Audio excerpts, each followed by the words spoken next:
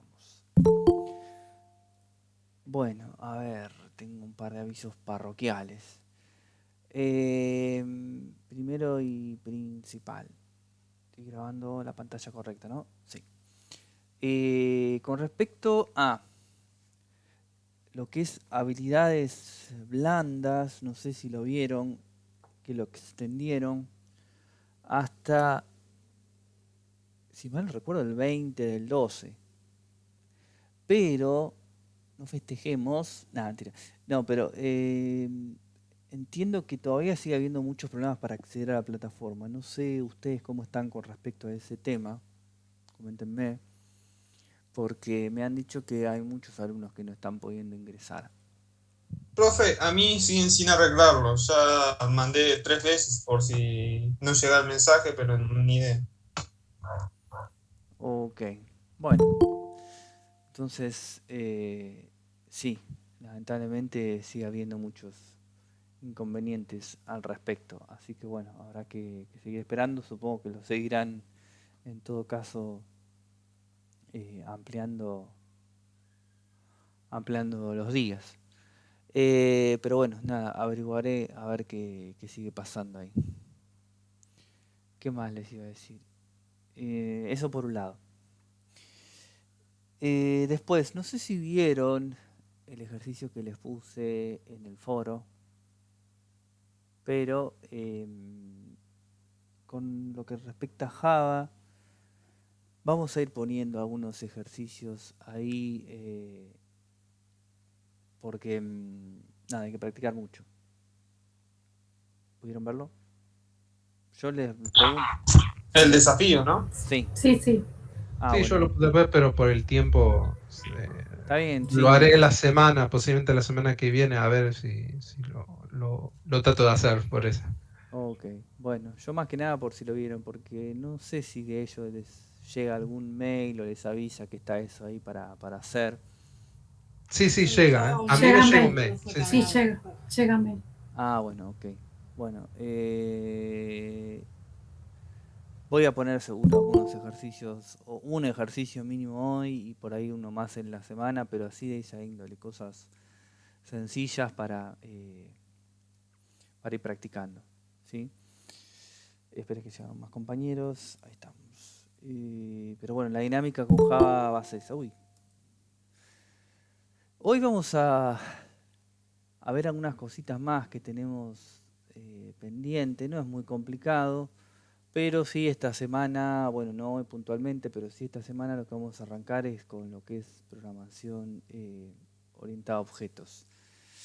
Pero bueno, según el temario teníamos que ver unas cositas antes, así que es lo que vamos a tratar de encarar hoy.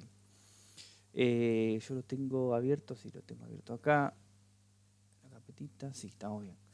Bueno, esperen que estoy viendo si me olvido de algo, tengo que anotado, no lo dejé habilidades blandas, ya les dije. Esto también. Bueno, lo que sí se habilitó es el ejercicio integrador. No sé si aún lo pudo ver. El integrador para aquellas personas que deban demasiados ejercicios lo van a tener que hacer solamente si deben más de o sea, de 10 ejercicios. Si tienen 6 hechos, está bien. Si tienen menos de 6, van a tener que hacer ese ejercicio integrador. Esperen que un segundín.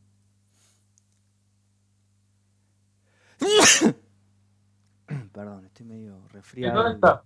Pregunta, Sí, ¿los desafíos de Java son obligatorios? no son obligatorios. No, no son obligatorios. Bien. Em, Eso donde está, creo que está en la página principal, si mal no recuerdo. A ver, yo lo vi. A no ser que esté medio loco. Pero bueno, puede ser que... eh, ya se cerró. El ejercicio complementario disponible del 7 al 13 de noviembre. Ah, está bien, listo. Y el segundo llamado... no, es del 11 al 17. Hay tiempo. Sí, hay tiempo de hacerlo. Eh, del 11 al 17... esto es julio, no, está bien. Claro, pasa que yo tengo una vista completamente diferente a la de ustedes, ese es el lío. ¿No está disponible el ejercicio complementario? ¿No lo han visto? Decía la página Yo no lo vi. en el aula que era del 7 al 13. Ah, por eso, 7 al 13. Sí, está bien. Ah, Pero a mí me ese aparece, que tiene pero un yo hice cartelito. todos los ejercicios, por eso. No Ok, sé. bueno, perfecto. Ok, bueno. Bueno, ando compañeros. Bueno, voy a presentar mi pantalla.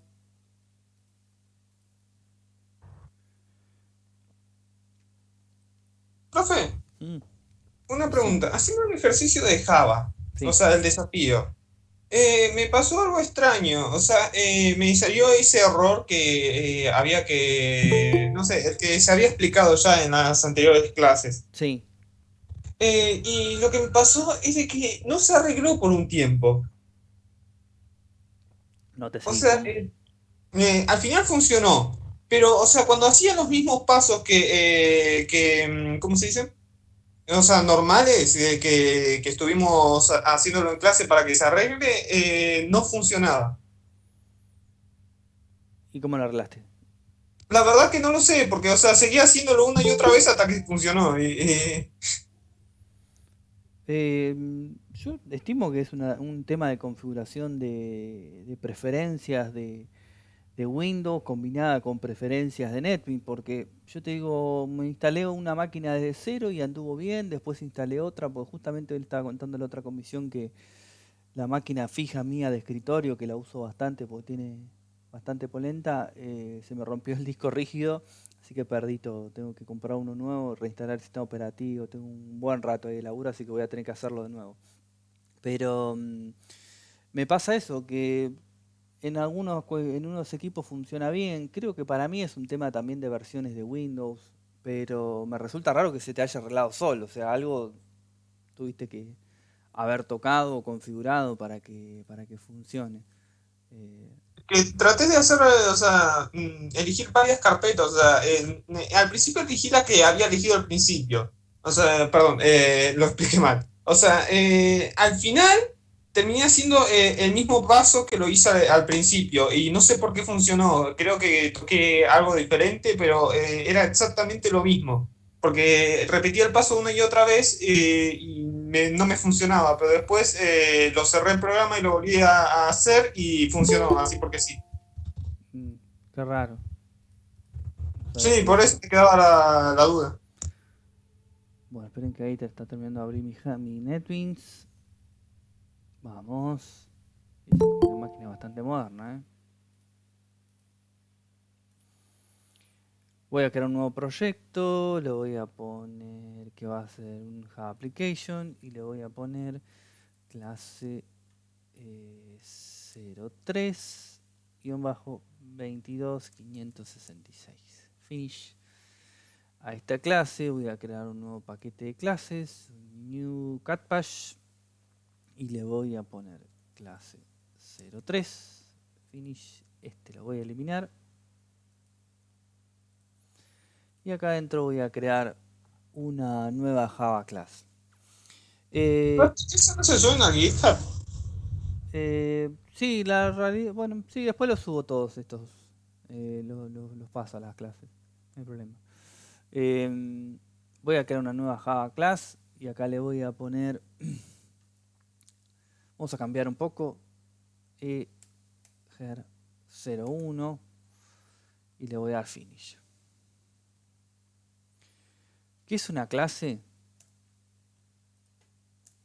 Una clase todavía no vamos a entrar en la definición técnica, pero en definitiva es una clase va a ser un molde. ¿Sí? De esta clase nosotros vamos a crear objetos. Y esos objetos van a ser un tipo de dato, como cualquier otro. Más complejo, con algunas otras cuestiones a tener en cuenta, pero va a ser un tipo de dato. ¿Sí? Esta clase que yo acabo de crear, ¿sí? Por ahora es solamente este dichoso molde para crear objetos. Pero si yo quisiese que esta clase tuviese algún tipo de funcionalidad, o sea, que pueda ejecutar un programa, debería tener un método main, un método principal. ¿Sí? Los métodos van a ser funciones que van a tener cada uno de los objetos que yo cree a partir de la dichosa clase. Pero ya no lo vamos a llamar más funciones, sino que lo vamos a llamar métodos, ¿sí? Pero esto lo arrancamos a ver la semana que viene, simplemente para que vayamos entrando en la terminología correspondiente. Esperen que quiero ver si estoy grabando, sí, no quiero hacer lío. Pero para esta clase, para que nosotros la podamos ejecutar, yo sí o sí le voy a tener que poner un método main. Fíjense que la clase ejer01.java no tiene ningún dibujito más que el iconito de clases, ¿sí? El dibujito de clases. Pero si yo ahora le pongo un método public, que esta es la forma de acceso que vamos a tener al método main, por ahora va a ser todo público. Static tiene que ver con cómo se crean en memoria las variables o los objetos, lo vemos también en la clase que sigue.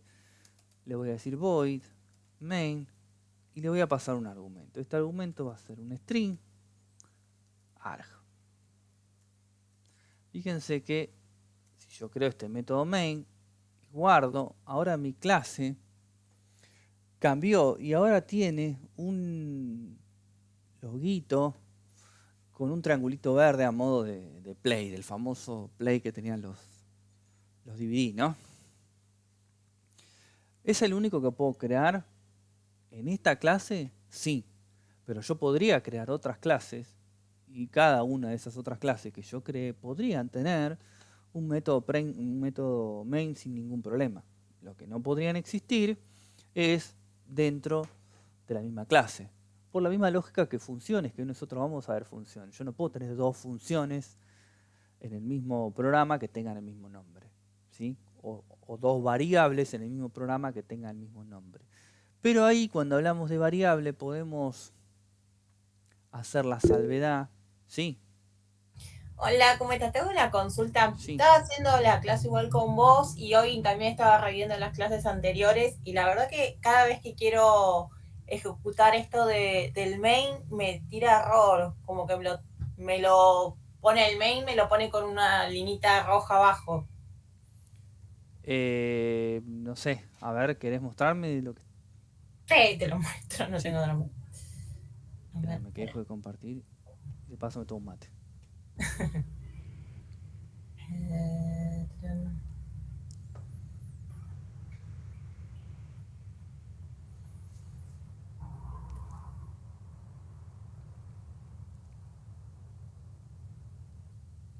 No me deja compartir.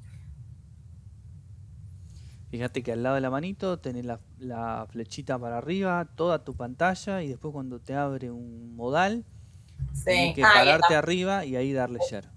Ahí, ese paso me faltaba. Gracias.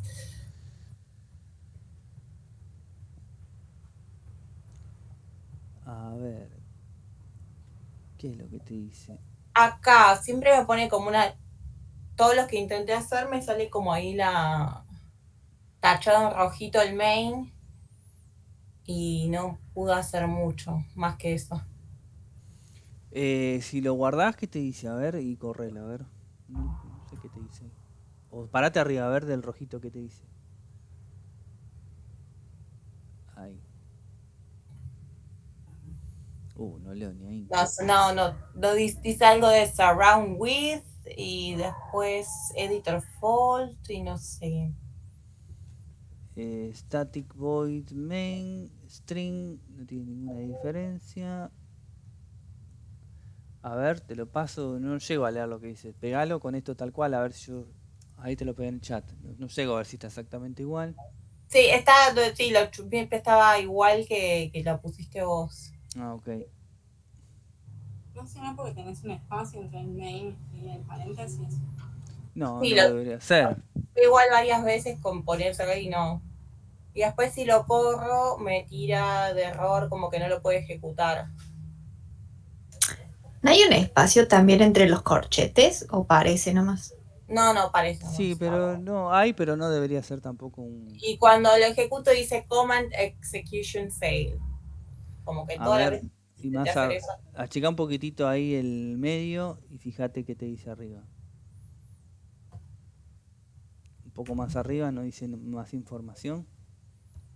Como que no pudo encontrar o cargar el main class. Entonces, a ver, probemos lo que nos había comentado Edgar la clase pasada. Fíjate, parate sobre el proyecto. Ah, Sí, botón derecho, Properties. Run. mm, Después de Compile, Build, Compile, ahí sí. Ando en ese main class, pone el browser. ok, Y ahí ponele Select Main Class. A ver, ok. igual el error es diferente ahora. Ponele OK, guarda todo y ponele correr. A ver si sigue diciendo.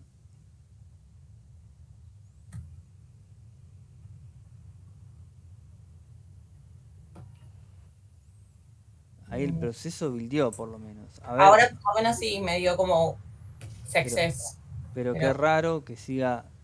Ahora parate sobre el archivito que me mostrabas recién, sobre la clase .java, botón derecho, Run File. Es 1, 2, 3, 4. Esa, ahí está.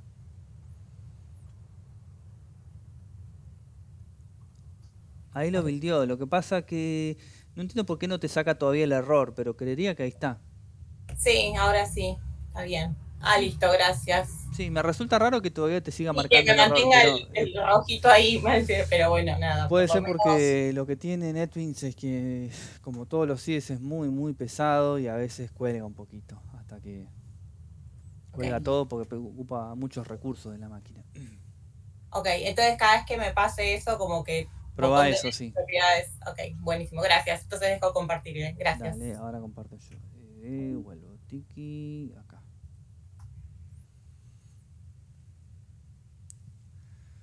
Bueno, entonces, ¿qué es lo que vamos a ver hoy? Vamos a ver tres cosas diferentes. Por un lado, vamos a ver el método parse.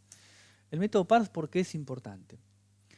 Es fundamental y más que nada en Java. Nosotros vamos a hacer en algún momento una aplicación web.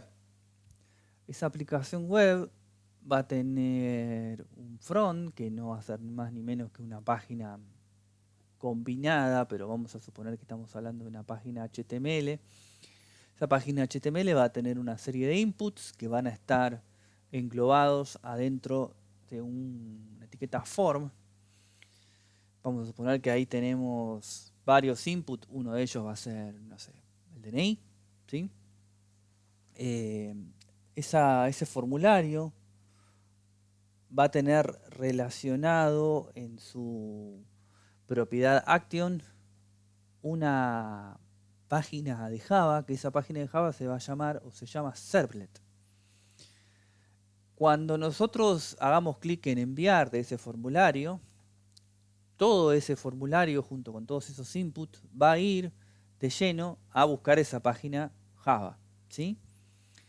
Y esa página Java lo que va a hacer es, en principio, después va a hacer toda la perorata que nosotros querramos, subir, bajar, guardar, meter, lo que ustedes quieran, pero en algún momento va a tener que agarrar esos inputs y guardarlos en una variable.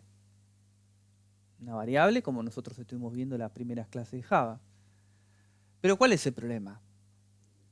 Nosotros sabemos que los inputs cuando llegan al servidor llegan como un texto. Un input es un textbox, como se le dice en .NET, ¿sí?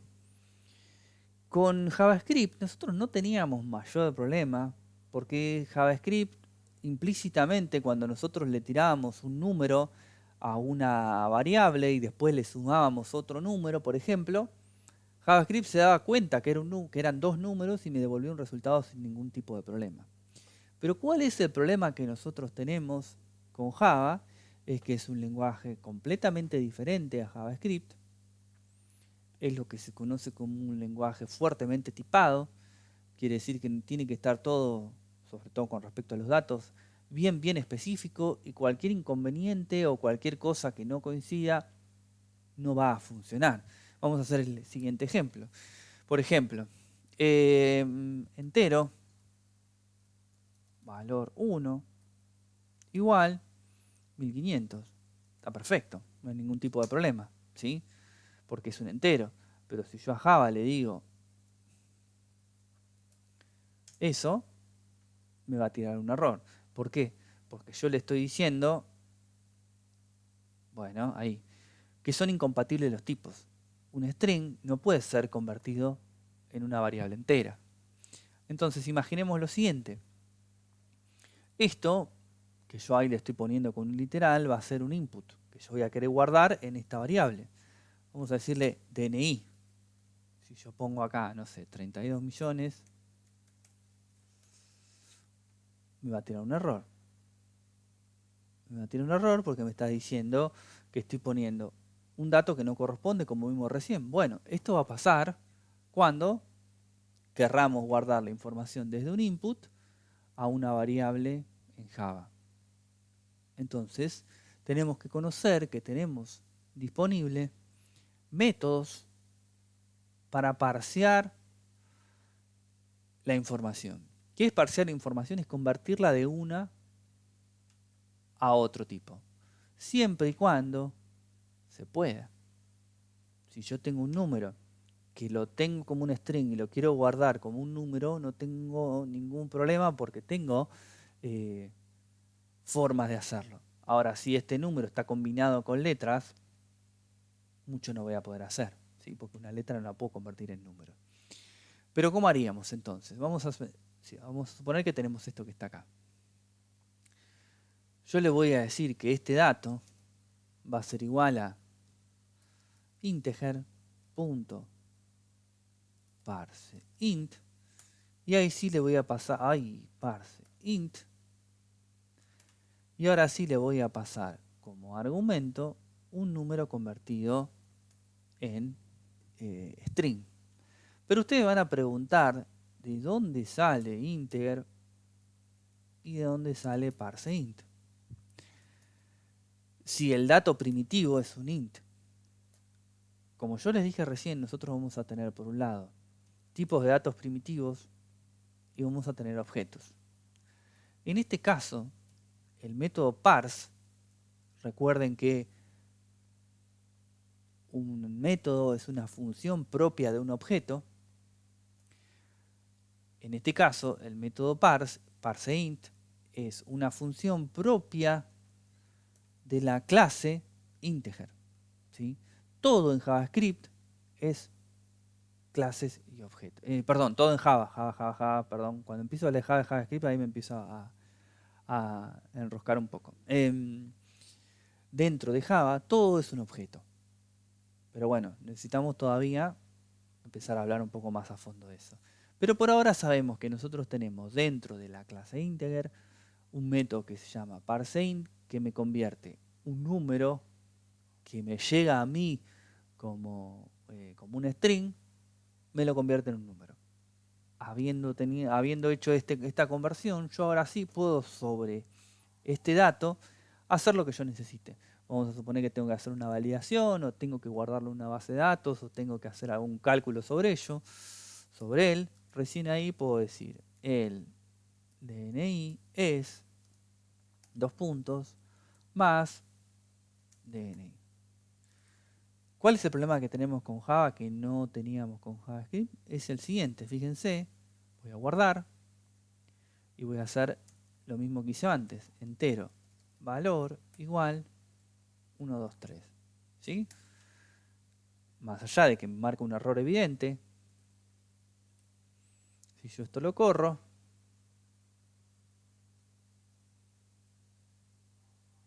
rompe la ejecución de mi aplicación.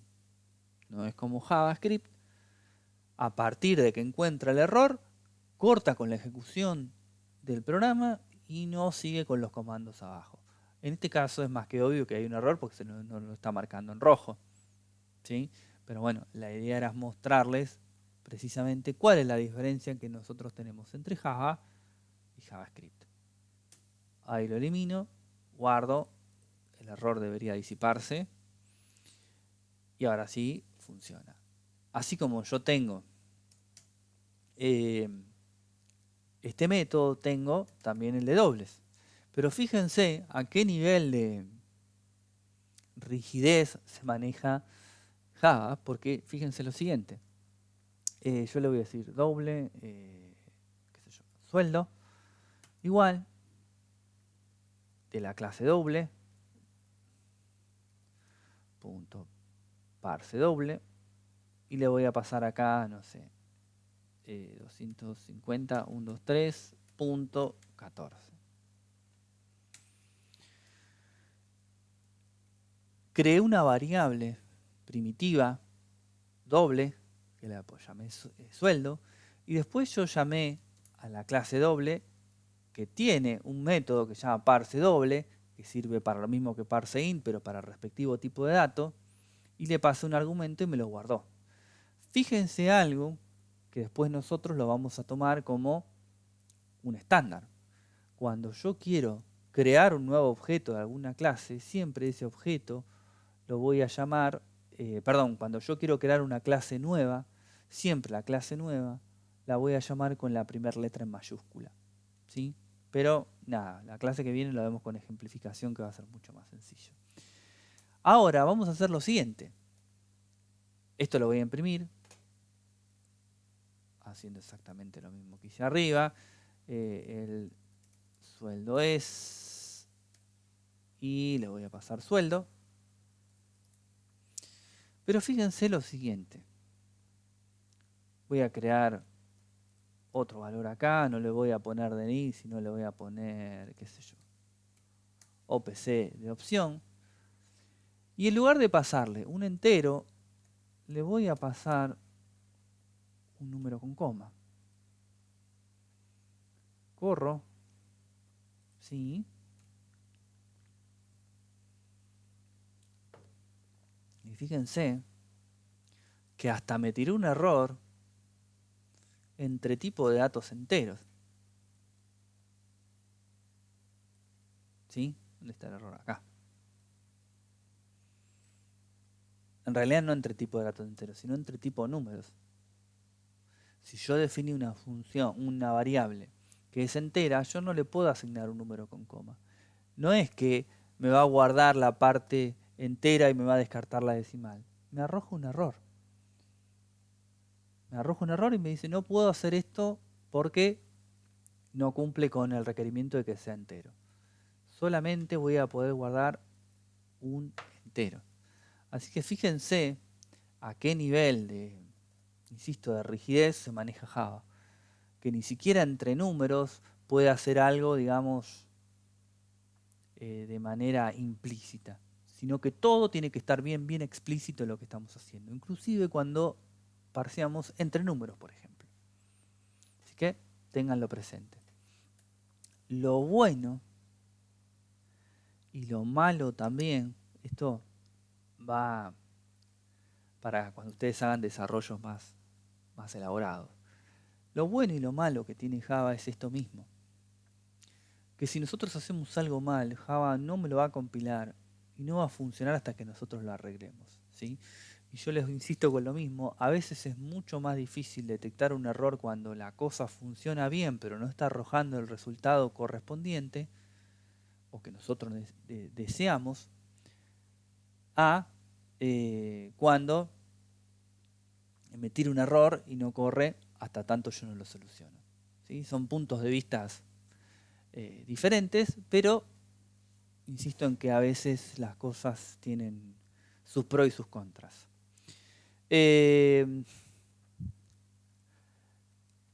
¿Por qué insistí o mostrarle en los métodos para parser información? Porque esto se usa mucho e insisto que lo vamos a usar a fondo cuando trabajemos con cualquier aplicación web del cual nosotros tengamos que obtener información que nos va a devolver un formulario, ¿sí? Ahora, en un ratito, vamos a ver qué pasa si nosotros no parseamos algo y, por ejemplo, lo podemos guardar igual o podemos encontrarle una vuelta para que nos arroje alguna excepción y vemos cómo podemos hacer algún ejemplo con excepciones, ¿sí? Ahora les explico lo que es una excepción. Vamos al tema número 2 de hoy. Esto también lo vimos con JavaScript, pero lo vamos a refrescar ahora. Todo lo que hicimos hasta ahora en Java es programación secuencial. Secuencial quiere decir que las instrucciones se escriben una abajo de la otra y se ejecutan en ese orden y no hay tute. ¿Sí? Es así. Tucu, tucu, tucu, tucu, tucu, ya está. Obviamente que no es una forma de programar que actualmente se utiliza por un montón de cuestiones. Hoy por hoy tenemos otros paradigmas. Tenemos obviamente programación orientada a objetos, tenemos el modelo vista controlador. Bueno, nada. Hay otras cosas que iremos viendo con el correr de las clases, no hoy. Pero sabemos que la secuencialidad de las instrucciones, o por lo menos esta primera forma, no es algo que hoy por hoy se utilice. Entonces, lo que vamos a hacer ahora es ver cómo podemos estructurar la información, cómo podemos hacer programación estructurada. ¿Qué quiere decir? Que nosotros vamos a armar bloques de código y nosotros esos bloques de código los vamos a poder reutilizar las veces que nosotros necesitemos. ¿Sí? La idea es que cuando una instrucción sea repetitiva o cuando un conjunto de instrucciones sean repetitivas, nosotros la podamos encapsular dentro de una función y esa función nosotros la vamos a llamar las veces que nosotros necesitemos. Lo que tendríamos que determinar nosotros es qué es lo que va a cambiar cada vez que nosotros llamamos a una función. Y cuando eso suceda, que nosotros podamos determinar qué es lo que cambió, ese cambio lo podamos suministrar de alguna manera. ¿Y cómo lo vamos a hacer? A través de una variable. ¿Sí? Podría ser el caso clásico que yo siempre les digo de una función que imprima un mensaje de error. Nosotros dentro de una aplicación, como se dice, profesional, podemos tener distintos mensajes de error que se puedan llegar a suceder a través del uso de la plataforma, ¿sí? Pero ¿qué es lo que va a variar? Porque el mensaje de error va a ser, o el formato, mejor dicho, del mensaje de error va a ser siempre el mismo. Lo que va a variar es el texto que va a contener ese mensaje de error. ¿Sí? No es lo mismo no sé, algún dato que me faltó cargar con, qué sé yo, un error de base de datos, con, no sé, a ustedes se les ocurra, pero lo único que va a variar es ese mensaje. Entonces nosotros podríamos crear una función claramente que solo le pasemos este cambio y la función de igual manera muestra el mismo resultado pero con esta variante. Hay 4 formas de escribir una función, ¿sí? Obviamente que hay una o dos que son los que más van a utilizar, el resto no, pero igual sepan que se puede hacer, que es una función que no reciba ni devuelva ningún argumento. Puede ser una función que reciba argumentos y que no devuelva nada. Puede ser una función que solamente devuelva argumentos, ¿sí? O puede ser una función que reciba y que devuelva argumentos. Tenemos esas 4 formas. Vamos a hacer rápido porque más o menos ya lo fuimos viendo con JavaScript, así que lo vamos a tratar de hacer rápido. Una función va a estar siempre en paralelo, digamos, a lo que sería mi método main. ¿Por qué? Porque yo dije que mi método main, ¿dónde está acá? Que mi método main es un método, como lo estoy diciendo, pero habíamos hecho una analogía con una función. ¿Por qué? Porque es una función propia de un objeto, ¿sí? Entonces, si yo estoy hablando de funciones, van a estar a la misma altura o en el mismo rango jerárquico que el método main. Yo voy a crear una función muy sencilla que le voy a decir static. Me falta el... Bueno, sí, dejamos el static. Voy a imprimir. ¿Qué es el static? El static es la forma en la cual nosotros vamos a crear en memoria esta función, ¿sí? Tiene una explicación más larga, pero la tenemos que hacer con algo de material de apoyo, ¿sí? Y el public, que yo acá no lo puse porque si yo no lo pongo, es público, ¿sí? Esto es importante, es un pequeño tip para que tengan en cuenta, porque hay diferencias entre lenguajes de programación. En Java, si yo no le pongo nada, el método de la función es pública, de forma estándar. Pero fíjense que en .NET, si yo no le pongo nada, de forma estándar, va a ser privado. ¿Sí? Esto es la forma de acceder a la función. Lo vamos a ver más adelante. Pero fíjense qué gran cambio, ¿sí? Un lenguaje de programación me lo toma como estándar público y otro lenguaje de programación me lo toma estándar privado. ¿Sí? Nico, no entiendo qué sería lo público y lo privado. O sea, ¿en qué cambia, digamos? Es la forma en que yo voy a poder acceder a la función. Si yo la pongo como privada, solamente la voy a poder acceder de una manera específica, mientras que si yo la pongo pública, la voy a poder acceder sin ningún problema desde cualquier lado. Pero insisto, no es un tema para esta clase, simplemente les quería hacer esta analogía entre dos lenguajes que los dos nacen de C++, o de C, no de C++, pero fíjense qué gran cambio. Uno toma como estándar una cosa y otro toma como estándar otra. ¿Por qué les digo esto? Porque por ahí si se encuentran a una vez desarrollando algo en .NET y hacen lo mismo que acá, igual el error le va a decir cuál es, pero me llama la atención que son dos lenguajes muy similares y tengan esta particularidad de tomar un estándar diferente, ¿sí? Después vamos a ver cuando vamos a la clase de objetos qué es un público y qué es privado. La primera clase de objetos no vamos a meter esto porque si no me van a matar, pero después que veamos la primera clase de objetos, vamos a crear objetos que van a ser privados y no públicos. Y ahí se empieza a complicar un poco más, ¿sí? Por ahora vamos a dejarlo public static. Y esta función es una función que no tiene mucho sentido, solamente le voy a poner un south que diga imprimir datos, qué sé yo, imprimir datos. Podríamos poner un hola mundo acá, pero no tiene mucho sentido. La función, como se acuerdan, yo les dije en JavaScript, tiene dos partes. La desarrollo o la creo y la llamo, que el nombre técnico a llamar una función es invocarla. Las dos cosas. Si no está en alguna de las dos, es porque algo estamos haciendo mal. Si una función yo la invoco y no la desarrollé, me va a tirar directamente Java un error y me va a decir estás llamando una función que no existe, ¿sí? No va a correr la aplicación. Caso contrario, si desarrollo una aplicación, una función, perdón, y nunca la invoco, también hice algo mal porque desarrollé algo innecesario, ¿sí? Pero Java no me va a arrojar ningún problema. Si yo esta función la quiero llamar, como no envía ni recibe ningún argumento, directamente imprimir y listo, ¿sí? No tiene mucha vuelta. Ahora, vamos a suponer que yo quiero hacer una función que me imprima un título.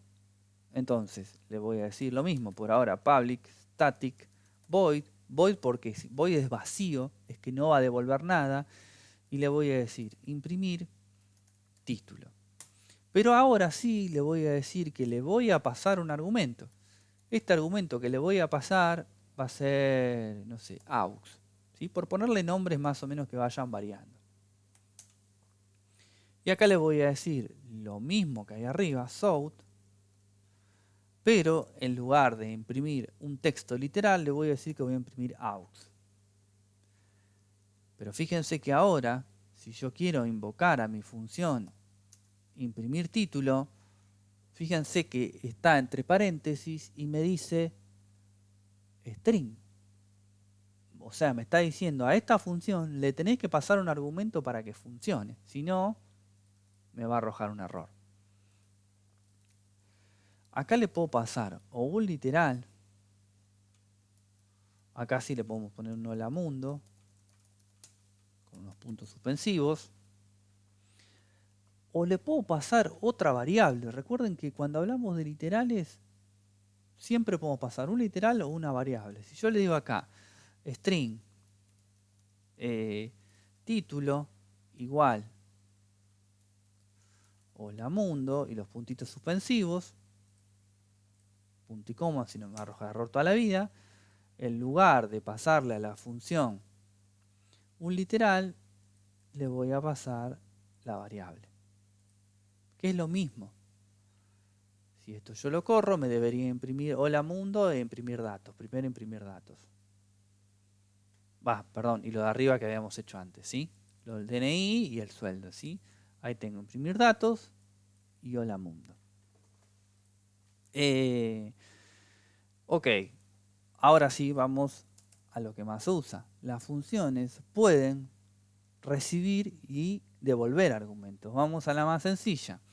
Yo puedo crear una función, vamos a hacer un cálculo matemático porque es más rápido y más sencillo, que nos devuelva un argumento. Entonces vamos a crear la función primero. Yo le voy a decir public static void no sé, cálculo. Esta función no recibe ni da ningún argumento. No recibe ningún argumento, pero sí va a devolver. Entonces, en lugar de void, acá le voy a decir el tipo de dato que va a devolver. Va a devolver un entero.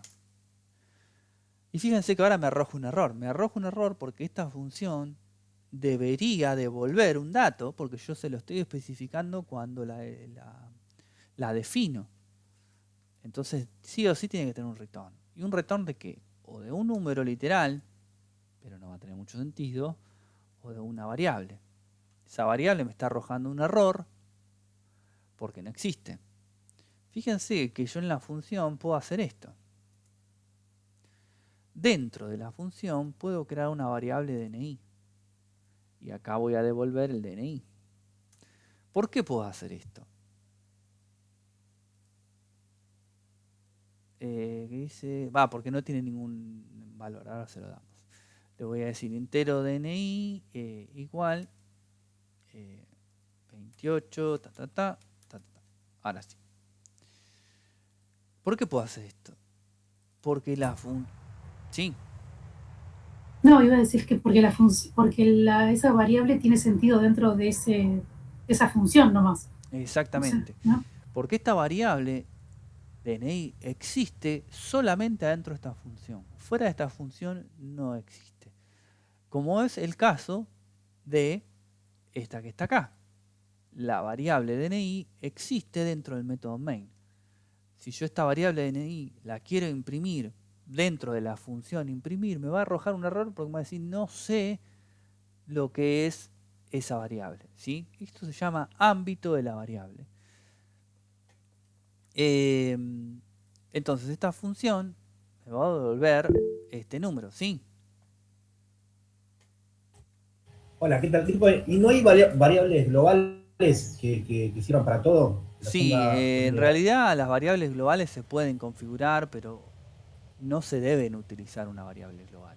Lo que sí puedes hacer en una aplicación web, que es lo que se usa actualmente, es una variable de sesión. En una variable de sesión, vos en una aplicación web podés hacer que esa variable vaya pasando de página en página en un desarrollo.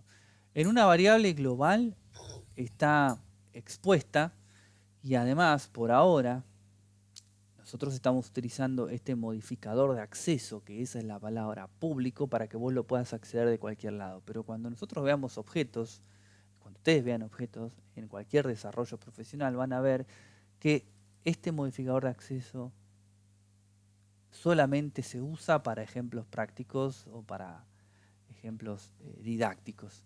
Todo es privado. Y si es privado, por más que vos pongas lo que pongas acá adentro, el modificador de acceso privado va a hacer que vos no puedas acceder a nada desde afuera de esa función o de ese método.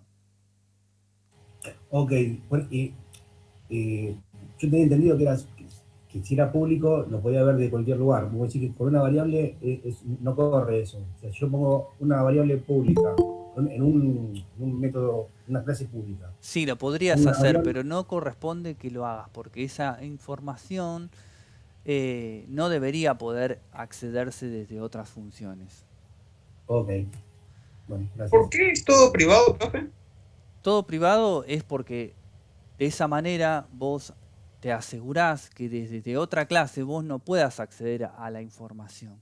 Es por un ¿Para tema de proteger los seguridad, datos? exactamente, para proteger los datos. Es por un tema de seguridad que vos no puedas acceder desde un método a los datos de otro. O desde un objeto a otro objeto. Pero igual, falta todavía para la clase de objetos y más los privados, que ahí se complica un montón. Porque no solo puedes hacer que las propiedades de un objeto sean privadas, sino que también puedes hacer que un método sea privado. También puedes hacer, por ejemplo, que un método sea de uso obligatorio o de sobreescritura obligatoria. Es bastante amplio el mundo de programación orientada a objetos, pero bueno, lo iremos viendo de a poco, para eso tenemos varias clases. Disculpame, ¿y no puede ocurrir que yo en un método necesite usar una variable que estaba en otra clase, en otra clase, que estaba fuera Vos de este método? lo que tenés es, cuando vos definas un objeto privado, vas a tener un método o dos métodos en realidad que son famosos porque se lo conoce como métodos constructores, que son los famosos getter y setter. Los getter y setter son los únicos dos métodos por los cuales vos vas a poder acceder a los atributos, que los atributos son las variables de tu propia clase. No vas a poder acceder a los de otras. Más o menos así, después lo veremos, pero más o menos es la idea general. Ok. Bueno, esperen que me perdí. ¿Qué me falta? Ah, bueno, el último, ahora los llamamos todos juntos, así lo hacemos rápido. Yo voy a poder, ¿sí? Perdón, profe, le hago una consulta porque me perdí un poco.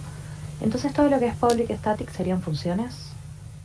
Se lo puedes aplicar también, cuando veamos objetos, a los métodos y a los atributos y a las clases. A todos se lo puedes aplicar. Perfecto, perfecto. ¿Y cuál es la diferencia entre el body y el main? Entre el public static y el public static void y main. Main es un nombre, lo que pasa que es palabra reservada. Yo no puedo crear otra función que se llame main. Y void es simplemente vacío, nada. Es en lugar de tener, ves que acá yo puse un void para imprimir, es que esta función no va a devolver ningún argumento. Y esta sí va a devolver un argumento que en este caso es un entero. Excelente. Perfecto, perfecto. Mil gracias. De nada. Bueno, y la última variante que tenemos de las 4 posibles es un public static. Le voy a decir entero, le voy a poner, no sé, resta. Y a esta resta le voy a decir que va a tener un entero x y le voy a decir que va a tener un entero y. Y esta función lo que va a hacer es hacer un return de x menos y. ¿Sí? Nada más que eso. Que es de los dos argumentos que yo le pase, va a restar uno con el otro y me lo va a devolver. Y lo voy a llamar desde acá. Le voy a decir entonces, ya no me acuerdo cómo se llama, como puse, cálculo y resta. Entonces, yo le podría decir tranquilamente que voy a llamar a mi variable cálculo y le voy a poner el resultado es más cálculo. Fíjense un detalle que es que yo a la función no se la igualé a nada, ¿sí? Yo a la función no se le igualé a nada, a pesar de que devuelve un valor. Pero si yo esto lo imprimo, a ver qué hace.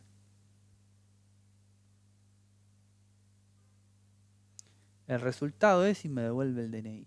¿Por qué funcionó? Porque Java está entendiendo implícitamente, algo hace implícitamente, eso está bueno, de que si yo quiero imprimir por pantalla el resultado de cálculo, me lo concatena al literal que le estoy pasando. Sí, eso está bueno. No es que primero se lo tengo que asignar una variable y después imprimir esa variable. Es como que me hace ese paso implícito de lo que estoy queriendo hacer. ¿Sí? Ahora, si yo quisiese hacer lo propio con la otra función, se me acaba de cortar la luz, chicos. ¿Me escuchan? Hola.